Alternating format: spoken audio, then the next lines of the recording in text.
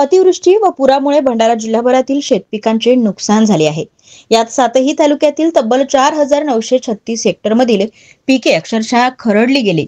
त्यामुळे बळीराजाचे मोठ्या प्रमाणात नुकसान झाले आहे आणि जिल्हा प्रशासनाने या बाबतीत शेतपीक नुकसानीचा प्राथमिक नजर अंदाज सुधारित अहवाल जाहीर केला आहे। भंडारा जिल्ह्यात 3 दिवस झालेल्या मुसळधार पावसामुळे शेतकऱ्यांचं होत्याचं नव्हतं केलं।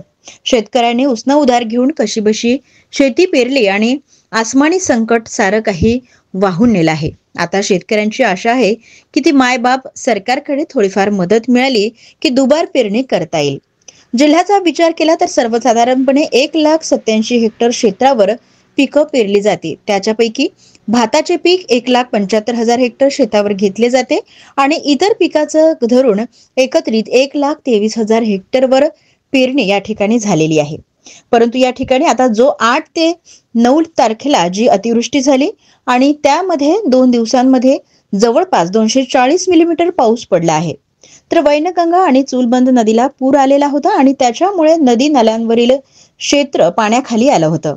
3 दिवसापर्यंत शेतात पाणी होतं आणि त्यामुळे साधारणतः 7ही तालुक्याचा विचार केला असता 4936 हेक्टर क्षेत्रावर नुकसान झाल्याचा प्राथमिक पंचनामा करण्यात आला आहे। 7, 8, 9 या 3 दिवस झालेल्या ढगफुटीच्या पावसामुळे संपूर्ण ही शेती पाण्याखाली आली आणि संपूर्ण शेती ही सडून गेली।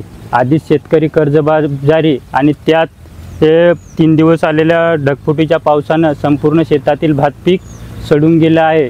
शेतकऱ्यांनी सोनं नाणं गहाण ठेवून शेतात भात पिकाची लागवड केली होती, तरी मुख्यमंत्री साहेब तुम्ही ज्या पद्धतीने लाडक्या बहिणीच्या खात्यावर वेळेवर पैसे टाकत्या त्याच पद्धतीने शेतकऱ्याला लाडका भाऊ समजून त्वरित शेताचे पंचनामे करून शेतकऱ्याला नुकसान भरपाई देण्यात यावी, नाहीतर आम्हा शेतकऱ्याजवळ आत्महत्या केल्याशिवाय आता कुठलाच पर्याय उरला नाही। भंडारा जिल्ह्यामध्ये सर्वसाधारणपणे 1,87,000 हेक्टर क्षेत्रावर पीक पेरलं जाते। त्याच्यापैकी भाताचं पीक 1,75,000 हेक्टर क्षेत्रावर घेतलं जाते। सद्यस्थितीमध्ये भात आणि इतर पिकाचं धरून एकंदरीत 23,000-23,500 हेक्टरवर पेरणी या ठिकाणी झालेली आहे। परंतु या ठिकाणी आता जो 8 आणि 9 तारखेला जी अतिवृष्टी झाली त्याच्यामध्ये 2 दिवसामध्ये जवळपास 240 मिलीमीटर या ठिकाणी रेनफॉल झाला। त्यामुळे वैनगंगा आणि चूलबंद नदीला पूर आलेला होता। त्याच्यामुळं नदीकाठावरील क्षेत्र आणि जे काही नाले आहेत त्या नाल्या काठावरील क्षेत्रसुद्धा पाण्याखाली आलेलं होतं। 1.5 ते 2 दिवस, काही ठिकाणी 2.5 दिवसपर्यंत पीक हे पाण्याखाली होतं। त्यामुळे साधारणतः 7ही तालुक्याचा विचार केला तर 4,936 हेक्टर क्षेत्रावर नुकसान झाल्याचा आमच्याकडे प्राथमिक अंदाज आलेला आहे।